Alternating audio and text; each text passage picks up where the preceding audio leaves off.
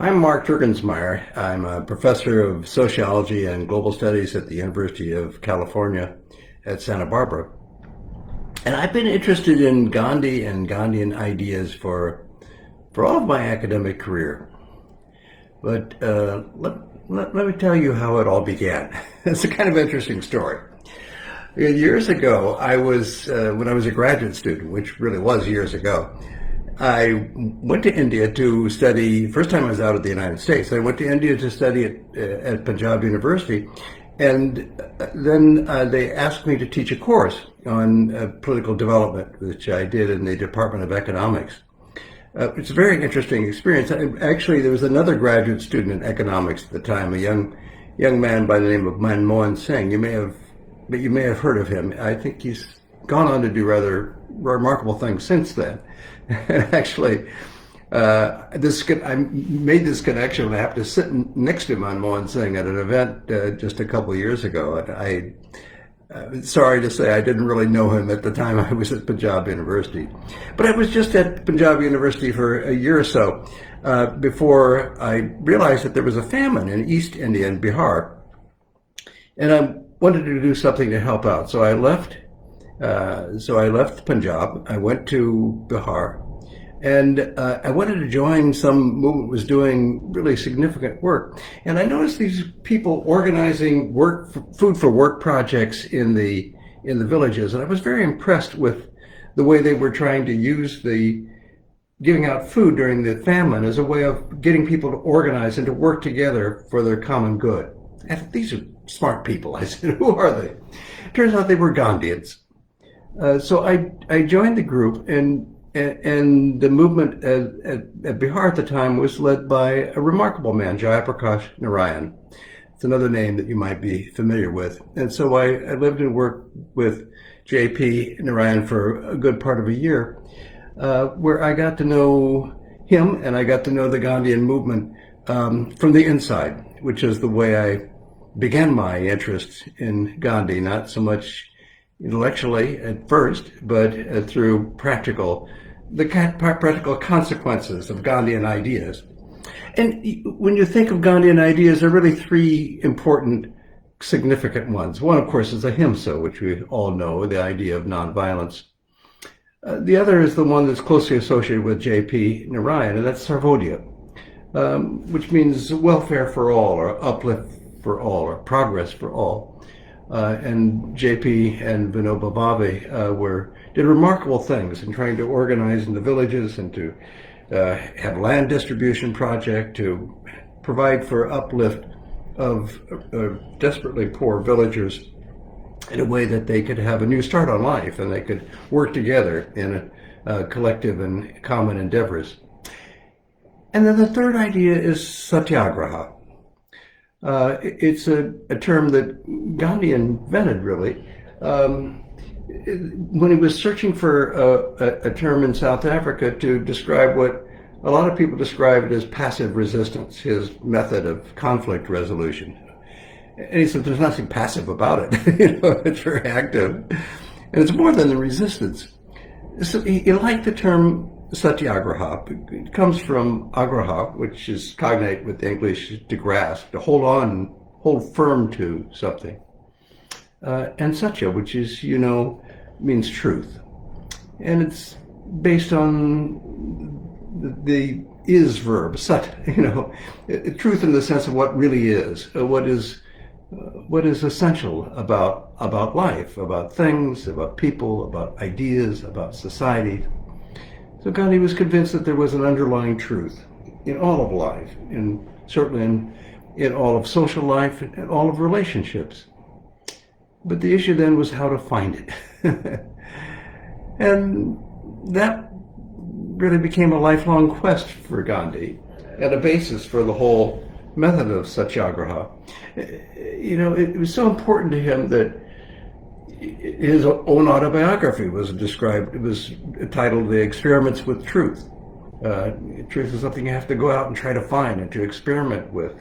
He described his religion, his belief in God, as a belief in truth. And he took the Christian phrase, God is love, and turned it in a different way and said, God is truth. And then he reversed it and said, truth is God.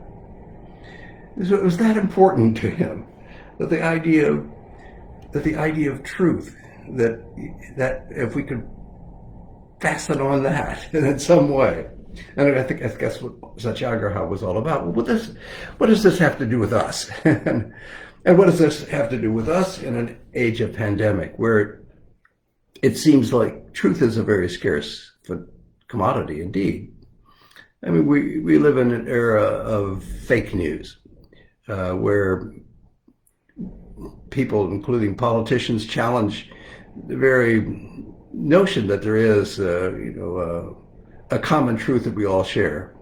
And they try to make us disbelieve the very facts that we see in front of our eyes, and to try to deceive us in a variety of different ways.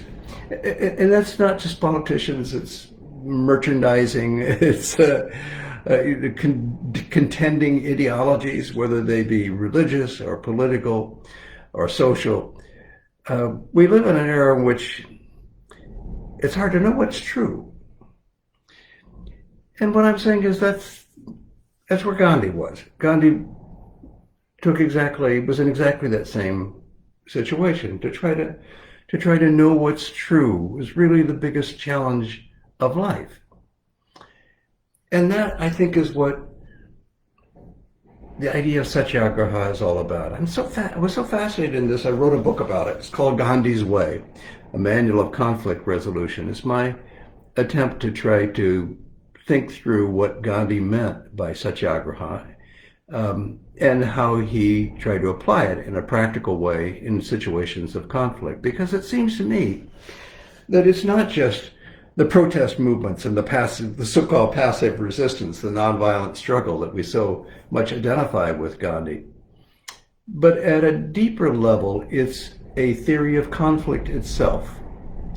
It's a way of trying to think through what conflict is as a way to control it, to manage it, to live through it, and to make life better because of it. I know that sounds striking. It sounds strange. I mean, Gandhi said he discovered this really through the Bhagavad Gita. This wonderful part of the Mahabharata where Arjuna is about to go into battle, and he kind of screeches the brakes on the chariot, and he says out loud, "What am I doing? Why am I going to battle? It's crazy stuff. I'm either going to kill or be killed, and either way it's bad business." And just by luck, the chariot driver happened to be Lord Krishna. So Lord Krishna said, "You want to know why you have to fight? I'll tell you why you have to fight." And there begins the Bhagavad Gita, the song of the auspicious one, the most venerated piece of scripture, I think, in all of the Hindu tradition, where, among many other things, eventually, Lord Krishna says you fight because this is life. There's no way to avoid it. You're always in it. So the issue is not whether to win, but how to fight, and how to do so with dignity, to do so in a way that in which you come out of the struggle ennobled, rather than humiliated and destroyed. And that is so difficult, because I think for many of us, these conflicts are so debilitating, whether it's a fight that we have with our spouse or roommate or friend, or whether it's a political struggle. It just seems like it drains us of energy and makes us worse.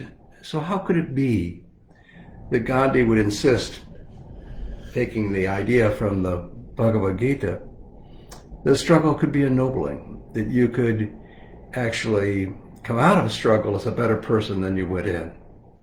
And I think that's where the idea of of truth that Gandhi talks about is so important. Because Gandhi said you don't know who's right at the outset. I mean, it'd be nice if we had, I know we have the Ten Commandments and we have all kinds of kind of rules, basic rules about life, but it's hard to apply them to everything, and it's hard for them to cover everything. There's so much of life where we just don't know what is true. And Gandhi said, that's right.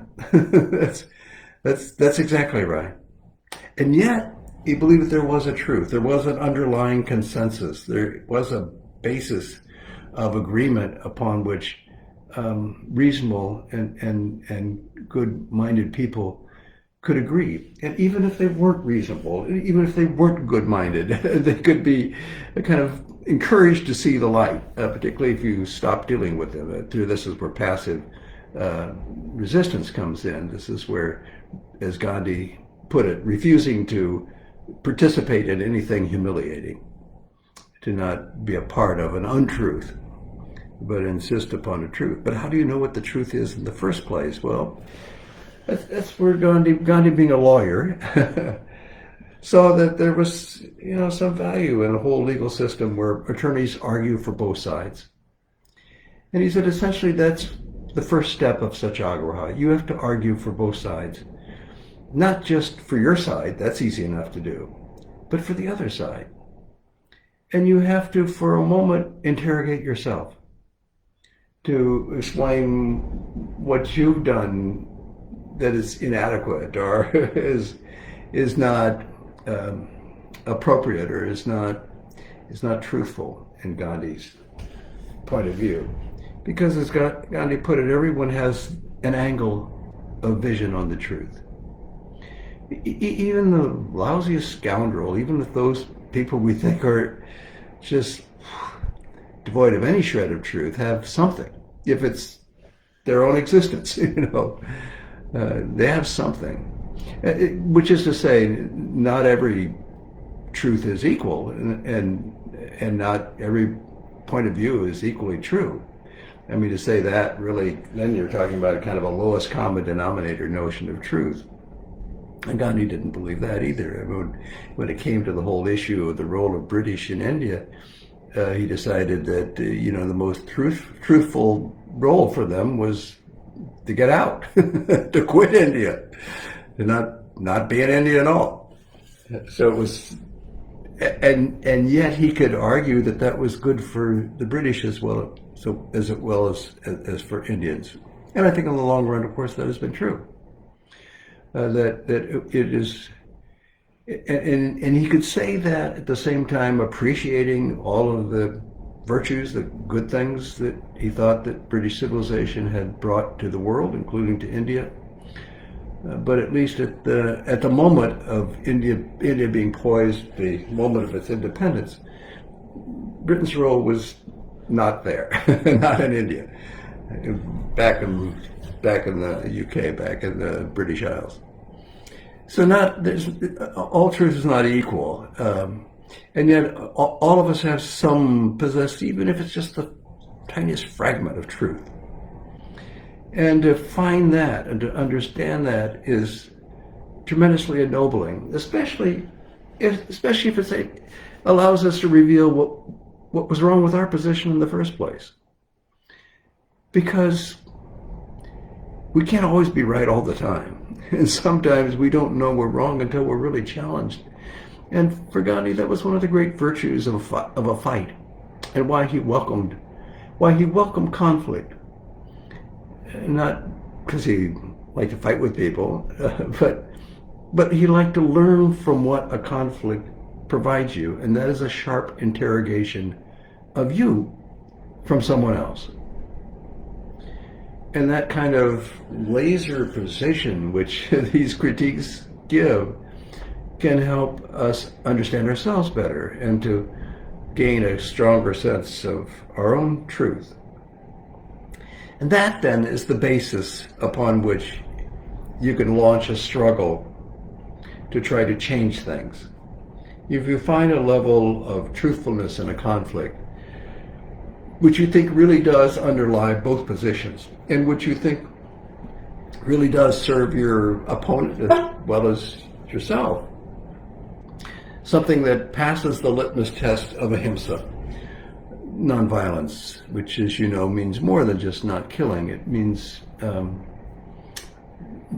literally ahimsa, not desiring to harm, or to put it positively rather than negatively, to love, to want to honor others, to want to uphold all of life. And if it passes that litmus test, that is, it's not simply a narrow, selfish, self-aggrandizing position, then you're moving in the right direction. Then you have an angle of vision of truth, a perspective on truth that can be shared, and that you can bring to your opponent and say, look, I disagree with you about a lot of things, but look at it this way. We can both be better off if we adopt a different stance towards this whole conflict. I'll stop fighting for some of the things I was fighting for. You stop fighting for some of the things you were fighting for. And let's both fight for the things that we both think are valuable and we both want to admire. We want to experiment with truth. We want to try to find the nugget of truth that's hidden in all the layers of self-aggrandizement and greed and hypocrisy and all the other things that we use to try to keep from facing the truth. And that, I think, is the basis of Satyagraha, because you can have a campaign on nonviolence that earnestly tries to move towards a resolution of a conflict. It can be successful only if the opponent sees that it makes sense for them in the long run, that it does help the broader situation in some way. Let me give you some examples, because I know I'm kind of talking theoretically, but I'm impressed in the last couple decades of some very vicious conflicts that have been resolved in a way that I think Gandhi would have greatly admired. And one example is Northern Ireland, which is a case really very much like Israel and Palestine, where it's a case where you have two sets of people, both of whom, in the case of the Northern Ireland, the Scottish Unionists who came one time to what was the Ulster plantation, and they settled Northern Ireland. Then you have the people from Ireland who, were part of the Irish tradition for centuries. But the Scottish immigrants had lived there also for many generations, so they felt that this was also their land. So they both felt it was the same place, with the Protestants and the Catholics, the Protestant Scottish, the Catholic Irish. And yet this rivalry was so intense, and the Irish who were in Northern Ireland felt that they were being treated like second-class citizens in an area that was dominated by these Protestant people of Scottish background. So they began protesting, and it became a very vicious protest. These were so-called troubles of Northern Ireland. And I'm talking terrorism, bombs blown up in London and the streets, savage attacks in Belfast. It got so bad. I mean, people were kidnapped. So-called black taxis would be roaming around and would pick up people if they were the wrong side. They were just hideously tortured and killed, and their bodies thrown out, left on the road. It got so bad they had to build a wall down in the middle of Belfast in order to separate two parts of the town. And it looked like that conflict would just go on forever and ever and ever and ever. But in part because people began weary of the conflict, because it did seem like it would go on forever and ever.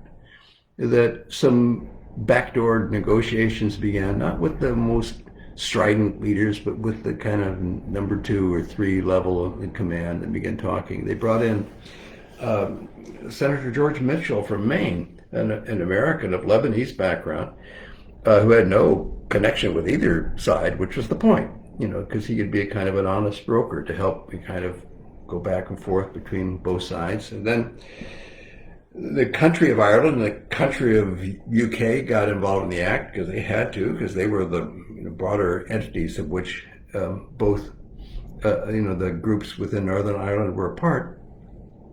And eventually they came to what was called the Good Friday Agreement, a resolution that set up a structure of governance that is magnificent, in that it's not a kind of an airy kind of optimistic plan that assumes everybody gets along fine. Just the opposite. It assumes everybody hates each other and they don't trust each other. So it's a structure set up with equal representatives on both sides, equal ability to veto resolutions from one side or the other. In other words, it's set up so that two communities who don't trust each other, who feel uncomfortable being together with each other, can live with each other. And they can then promote the common good without tearing each other apart.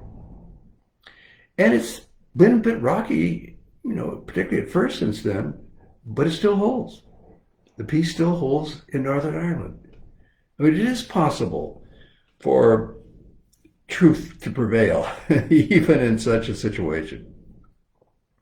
The other example I was going to think of was South Africa, where, of course, for years, apartheid was kind of the law of the land, and we're the black majority within. This is South Africa, after all, is where Gandhi got his start, protecting the Indian population in Johannesburg and in Cape Town and Durban. My wife and I were in Johannesburg 2 years ago, and as a treat, she arranged for us to stay in the house that Gandhi lived in Johannesburg, knowing that I was a great fan of Gandhi, and this would be a thrill for me, which it was, to actually be there in the place that he and Herman Kallenbach, his friend, his theosophist and supporter, had built to be the basis of his operations in Johannesburg. But so South Africa was, a country just torn apart by ethnic tensions and conflicts, and the white minority just was determined to not give up power because they were afraid that if they did, they would be destroyed. They would just be. They saw what happened in Rhodesia. Their former Rhodesia. That they thought that the white settlers just would be treated like second-class citizens and kicked out of the country. In some ways, they deserved it because they were certainly treating the black majority that way, including the great leader Nelson Mandela, who, for years, who just suffered. I went out to the island where Mandela was imprisoned to see what the situation was like in those years he was there. It was just amazing. But it was amazing that he was able to endure that. But even more amazing when he was let out of prison and then he came back, and that he was elected the first president in a new free South Africa. He could do so and take up his leadership without the kind of resentment, without the kind of attempt to get back at white people who had so miserably treated him. Just the opposite. He was determined that he was going to create a South Africa for everybody. There's a wonderful movie called Invictus, where Morgan Freeman, the American actor, plays the role beautifully of Nelson Mandela.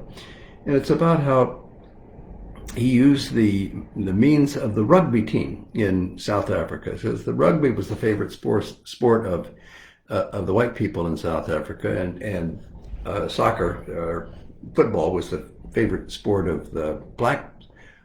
So, but he thought he should honor the rugby team, and he managed to make it possible for the international rugby competition to be held in I think in Cape Town. And he promoted this, and the captain of the South Africa rugby team was there, and I think the team won that year. It was a great moment.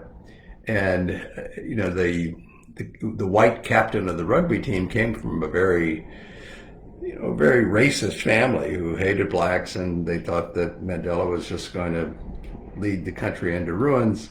But a real relationship of respect developed between these two men, the rugby captain and President Mandela, which you see in the movie.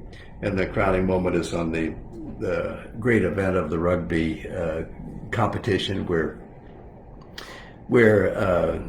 the captain says to Morgan Freeman, thanks him, and Morgan Freeman said, "Well, I respect you and I honor you for everything you've done."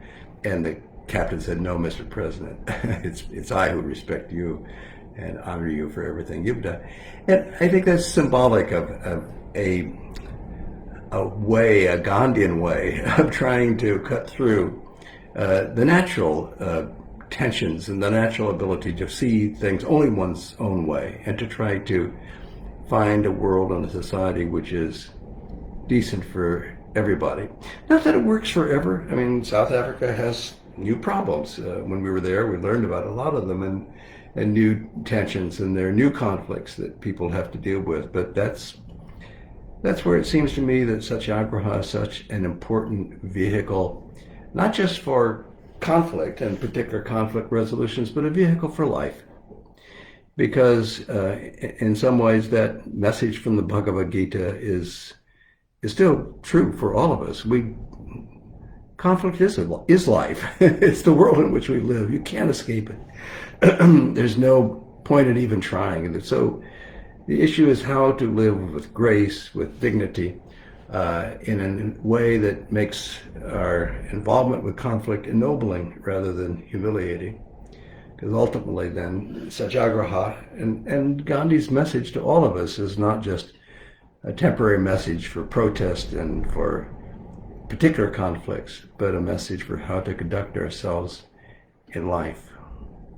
Well, it's been a pleasure to speak to you on this Gandhi celebration today, and my congratulations to all of you for participating in this event.